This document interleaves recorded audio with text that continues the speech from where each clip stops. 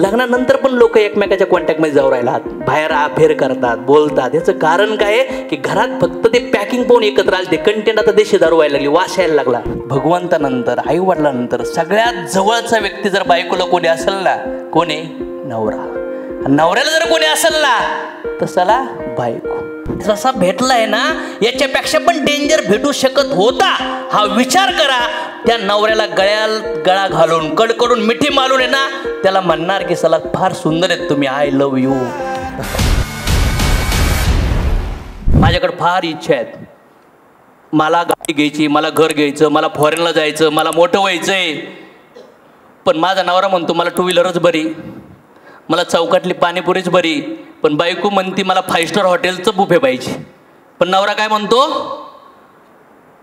नाही बाई तू कर, मी 15,000 खुश आहे, मी 50,000 खुश आहे.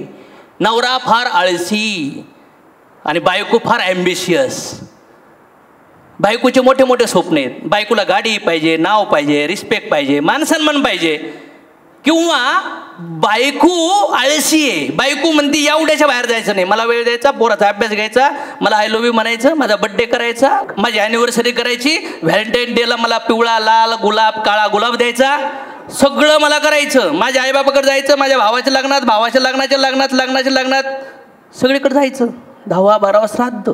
8 तासानंतर घराच्या बाहेर राहिलं ना तर मुंडकं दाबेन तुझं. ही अवदशा आहे आता घरात. आणि हा काय म्हणतो, सर हम करके दिखाएंगे. इथं आम्ही फुल पेटीत होत. बायको काय करते? अग्निशामकचा प्रेशर चालू करते घरी. गप गप. आहेत का नाही लोकांची अशी अवस्था?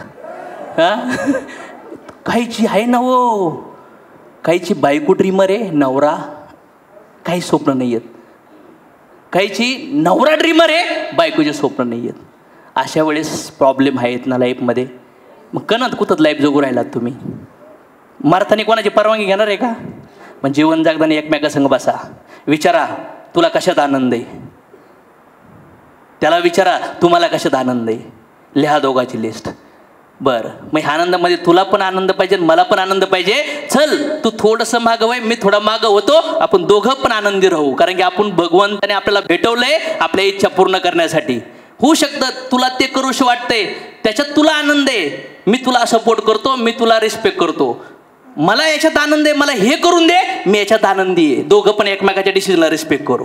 मला वाटत नाही तुझ्या आईवडिलाला भेटायला, तुला वाटतंय तू जा, काहीच अडचण नाही, हे माझा डिसिजन आहे, मला नाही इंटरेस्ट. एकटी गेली पाहिजे, काय वाटतं तुम्हाला? नाही तर रडकी, तुम्ही आलेच नाही, तुम्ही आलेच नाही, कमून त्या नवऱ्याला टेन्शन देते.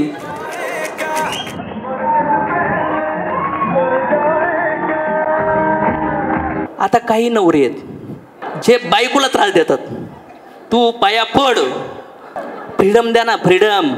वर पाय पडल्याने काय होत नाही, हृदयातून पाय पडले पाहिजे लोक. काय वाटतं तुम्हाला? दोघांनी एकमेकाला रिस्पेक्ट द्यायला चालू करा आणि स्वप्न पहा. नाही तर एकाला वाटतं मोठं व्हायचं आणि एकाला वाटतं छोटं राहायचं ना. की जणांना असं वाटतं रिस्पेक्ट दिली पाहिजे एकमेकाला, फ्रीडम दिलं पाहिजे, आझाद दिली पाहिजे. मग लोक आझादी शोधू राहिलेत. लग्नानंतर पण लोक एकमेकाच्या कॉन्टॅक्टमध्ये जाऊ राहिलात, बाहेर अफेअर करतात, बोलतात. याचं कारण काय आहे की घरात फक्त ते पॅकिंग पाहून एकत्र आले. ते कंटेंट आता देशी दारू व्हायला लागली, वास यायला लागला. गप्पाच नाही, 5 मिनटं जर बोलले ना तर 6व्या मिनिटाला इंची धुलाई चालू होती. उडून द्या त्या बायकोला बाहेर, सपोर्ट करा तिला, पण कंडिशन टाका.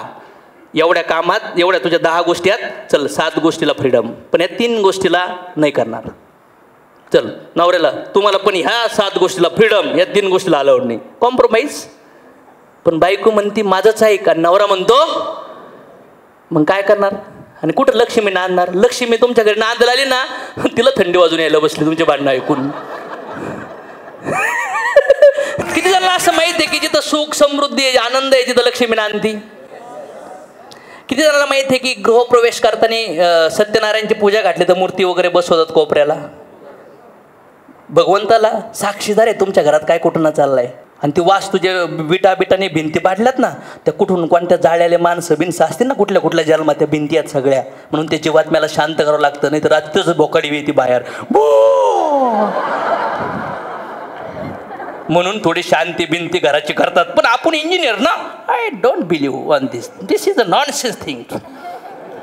पण जेव्हा आयुष्यावर जातो ना, क्वार्टर बिटर काही काम करत नाही ना, काही अहंकारी लोक रावणासारखे असतात. ते सगळं खानदान नष्ट करतील पण ते ट्रॅकवर येणार नाहीत. डेंजर लोक असतात. तर आहे का तयारी सपोर्ट करायची? नाही तर तुमचा पार्टनर तुमच्यासोबत भगवंतानंतर आईवडिलांनंतर सगळ्यात जवळचा व्यक्ती जर बायकोला कोणी असेल ना, कोण आहे? नवरा. आणि नवऱ्याला जर कोणी असेल ना तर चला बायको. दोघांनी मिळून असं जीवन जगा की परिवार आणि समाजामध्ये एक जबरदस्त लेवलचा आनंद स्प्रेड करून गेले पाहिजेत. असं जीवन यांचं कॉम्बिनेशन पाहिजे. म्हणून तर स्त्री आणि पुरुष आहेत ना, म्हणून तर स्त्री आणि पुरुष आहेत. एका चाकाने गाडी नाही चालणार ना. तर मग आता सोडता तर येणार नाही, जाता तर येणार. बऱ्याच वेळा लोकांना संसारात येणं एवढा त्रास होतो ना, त्यांना वाटतं डिवोर्स घेतल्यावर सॉल्व होईल. बरं, लग्न केलं डिवोर्स घेऊन आणि दुसरा नवरा म्हणला मागच्यानी तुला याच्यामुळेच सोडलं होतं, बरं झालं मला कळलं आज. तो तर बिचारी एक चापट मारत होता, येणे तर आहे ना गरम गरम उलथनच करून तोंडात मारलं. तुम्हाला काय वाटतं? ह्या प्रॉब्लेम आहे म्हणून तुम्ही जर एकमेकापासून दूर जात आहेत तर याचं उत्तर तुम्ही एकटे जगू नाही शकत, कारण की इंद्रिय कंट्रोल होऊच शकत नाही भक्तीशिवाय. आणि जर तुमच्याकडे नॉलेज असेल तर तुम्ही भक्तीला कनेक्ट असू शकताल ना. पण ह्या सिच्युएशनमध्ये जर तुम्ही डिवोर्सपर्यंत जातात तर तुम्ही भक्तीच नाही करू शकत. फेस करा. पण जर वाटलं की फेस करण्याची सिच्युएशनच नाही आहे, या बाहेर जगा आणि समाजासाठी एक मिसाईल करा. आहेत ना असे कित्येक लोक. पण मी म्हणतो त्या निर्णय घेऊ नका. ते निर्णय फार कॉम्प्लिकेशन्समध्ये आहेत. कारण की इकडं म्हणतोय आपण लग्नच होत नाही, काही म्हणतात संसारच चालत नाही, आणि काही म्हणतात डिवोर्स झाल्यावर पण प्रॉब्लेम्स आहेत. सोपी नाही जिंदगी. या भौतिक जगाला भगवंताने दुःखालय आणि अशाश्वतम म्हटलंय की इथं तुम्हाला काय भेटन? दुःख. आणि इथं सगळं नाते, सौंदर्य, संपत्ती, पोझिशन ह्या तुमच्या तात्पुरत्या वेळेसाठी असतात. त्याचा भोग घ्यायचा असतो आणि येणाऱ्या काळात त्या सुटायला लागल्यानंतर त्याचा त्रास करून नसतो घ्यायचा. That's it. इथं हॉस्टेल हॉटेलमध्ये राहिलात तुम्ही, सगळे रूम चेकआउट केली का तुम्ही म्हणतात नाही चेकआउट करणार, ते सिक्युरिटीवाले येऊन म्हणतील कुठे आहे तू, असं गळ्यात हात टाकतील पहिला. आणि तुम्ही जर म्हणले नाही जाणार तर 2-3 जाडे लोक येतील तिथं, ते निघ बाहेर चल. मग काय करणार तुम्ही? काहीच नाही करू शकत. मग जावंच लागतं. त्याच्यामुळे सपोर्ट केला पाहिजे. Don't compare your partner with anyone. दुसऱ्या पार्टनरशी आपल्या पार्टनरला कम्पेअर करू नका. का? प्रत्येकाचे कर्म वेगळे वेगळे आहेत, लाईक डिसलाईक वेगळे वेगळे, स्वभाव वेगळे वेगळे आहेत, इच्छा वेगळ्या वेगळ्या आहेत, टायमिंग पिरियड वेगळा वेगळा आहे, चेक इन टायमिंग वेगळा वेगळा आहे. ट्रॅव्हलमध्ये उलटी होती कोणाला मळमळ होती, कोणाचं डोकं दुखतं, कोणाला घरघर आवाज येतो, कोणाला झोपल्यावर गोरुशी वाटतं. आणि घोरायला एवढं लागतो की शेजारी झोपलेला माणूस विचार करतो बाप होय कसं झोपू आता या रूममध्ये. जर घोरण्यामुळं त्रास होऊ शकतो तर मला सांगा पार्टनरसोबत राहायचे तुम्हाला का कम्पेअर करता? प्राणी कम्पेअर करतात. ससा कधी लांडग्याला कम्पेअर करतो, उंदीर कधी मांजराला कम्पेअर करतं, फळं कारलं कधी दोडक्याला कम्पेअर करतं, किंवा कारलं म्हटलं आंब्याला मला आंबा का नाही बनवलं, कर भांडणं. जो स्वभाव आहे ॲनिमलचे स्वभाव बदलत नाहीत, प्राण्याचे स्वभाव बदलत, पण ह्युमन लाईफ अशी आहे की याच्यात आपण स्वभाव बदलू शकतो. तुम्ही कधी वेगळ्या वेगळ्या प्राण्याला, जसं लांडगा, कोल्हा, कुत्रा, साप, ससा, हरिण आणि वाघाला एकाच जाळीमध्ये टाकलं तर काय होईल? लय अवघड काम होईल. राईट और रॉंग? आपण अशा पिंजऱ्यामध्ये आहेत, तिथं टाकू शकत नाही, पण तुमच्या आजूबाजूला असेच वाघ, असाच लांडगा, असाच कोल्हा, साप आजूबाजूला आहे. चेक करा. आणि यांच्यासोबत जगायचं आहे तुम्हाला. तुमचा स्वभाव वेगळा आहे, तुमचे सुखदुःख वेगळे आहेत, तुमच्या लाईफमध्ये कर्मा परफॉर्म होण्याच्या प्रोग्रेस पण वेगळ्या आहेत. तर कम्पेअर नका करू. तुमची पत्नी जशी आहे तसे तिला ॲक्सेप्ट करा. तिचं सौंदर्य कसं आहे, तिची ब्युटी कशी आहे, ती कशात टॅलेंटेड आहे ना त्याच्यावर फोकस करा. आणि कुठले वीक पॉईंट आहेत ना तिला प्रेमाने समजून त्याला चेंजेस करण्याचा प्रयत्न करा. मला असं वाटतं. होऊ शकतं नवऱ्यात काही नसन दिसायला सुंदर, पण होऊ शकतो ना पैसे कमवत असेल बिचारा, तो पॉईंट बघा. काहीचा नवरा सुंदर आहे, काहीचा नवरा पैसे पण कमवतोय पण थोडासा रागीट आहे. आता या बायकोचं लक्ष कुठे आहे? माझ्या नवऱ्याला राग येतो, माझ्या नवऱ्याला राग येतो, माझ्या नवऱ्याला राग येतो. आता दुसरी मैत्रीण येते, अगं तुझ्या नवऱ्याला फक्त रागच येतो, माझा नवरा सुंदर पण नाही, पैसे कमीत नाही, दारू पण ढोशितो, मला रोज कुटीतो पण पैसे चोरून येतो, तू लकी आहे. मग ही वाघीन जागी होती, अयो वाचले वाचले. मग कुठंतरी हिला चमत्कार होतो आणि नवऱ्याला म्हणते, नवरोबा स्वारी. आणि ती स्वारी किती दिवसासाठी असते माहिती तुम्हाला? 2 दिवस. तिसऱ्या दिवशी पुन्हा काढू का लाटणं. बदलावा किती वेळासाठी असतो? सगळ्यात महत्त्वाची गोष्ट बघा, सगळ्यात महत्त्वाचं, सगळे गुण एका पुरुषात नाही भेटणार. पुरुष सुंदर पण पाहिजे, पैशावाला पण पाहिजे, बुद्धिमत्ता पण पाहिजे, चांगल्या सवयी पण पाहिजे, परिवाराला सुख देणारा पण पाहिजे, बायकोला वेळ देणारा पण पाहिजे, पोरांची काळजी घेणारा पण पाहिजे, समाजात मान सन्मान पण पाहिजे. सगळं एकात पाहिजे म्हणजे 100% देव नवरा पाहिजे.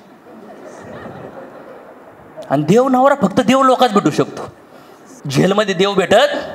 तर मग मला असं वाटतं, जो भेटलाय जसा भेटलाय ना, याच्यापेक्षा पण डेंजर भेटू शकत होता.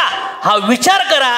त्या नवऱ्याला गळा घालून कडकडून मिठी मारून आहे ना, त्याला म्हणणार की चला फार सुंदर आहेत तुम्ही, आय लव्ह यू. म्हणणार का नाही म्हणणार? बघा ना, जशी पत्नी भेटली ना, तिच्यापेक्षा पण डेंजर भेटू शकत होती. Yes or no? बघा लगेच थँक्यू म्हणायला लागणार. जो नवरा भेटलाय ना, त्याच्यापेक्षा पण डेंजर भेटू शकतो. भेटलाय तर ॲक्सेप्ट करा त्याला.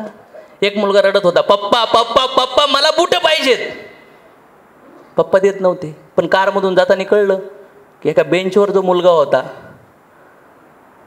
त्याला पायच नव्हते. त्याने बघितलं. नंतर पप्पाने विचार केला, पोरगं शांत का झालंय? रागाला का म्हणले, बेटा तुला देतो तुला बूट. नाही म्हणले, पप्पा नाही पाहिजे मला, माझ्याकडे आहेत 2 नवीन आहेत. म्हणले काय झालं, कसं वैराग गेला तुझ्या? ते म्हणले, मी आता बेंचवर एका मुलाला बघितलं, त्याला पायच नाही आहेत. जेव्हा तुमच्या आयुष्यात तुमचा पार्टनरविषयी तुम्हाला द्वेष तयार होतो, कम्पॅरिझन तयार होतो ना, तुम्ही विचार करा की यार याच्यापेक्षा पण डेंजर अवस्था दिली असती भगवंतानी. पण धन्यवाद भगवंता, केवढा सुंदर पत्नी दिला आहे किंवा एवढी सुंदर पत्नी दिली आहे. बघा लय जबरदस्त वाटायला लागत. किती जण ॲग्री करतात?